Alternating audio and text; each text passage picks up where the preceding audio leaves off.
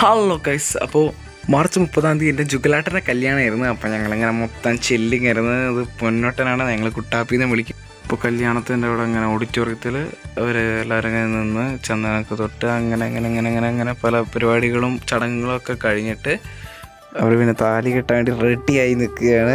അങ്ങനെ താലി കെട്ടി കഴിഞ്ഞ് അങ്ങോട്ടും ഇങ്ങോട്ടും പൂമാലയൊക്കെ ധരിച്ച് കഴിഞ്ഞിട്ട് പിന്നെ അവരങ്ങോട്ട് 3 പ്രാവശ്യം വലം വെക്കുകയാണ്. പിന്നെ നമ്മൾ നേരെ ഫുഡ് കഴിക്കാൻ വേണ്ടി പോയി കേട്ടോ.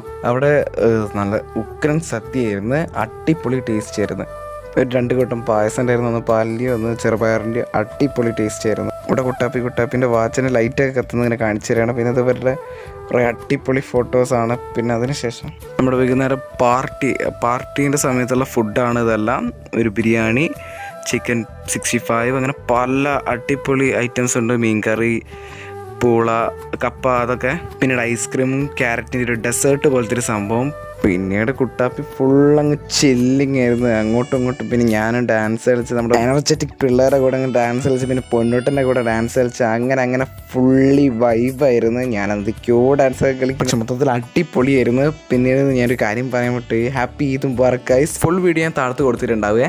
ഇനി ബായ് കുട്ടാപ്പി പറയും.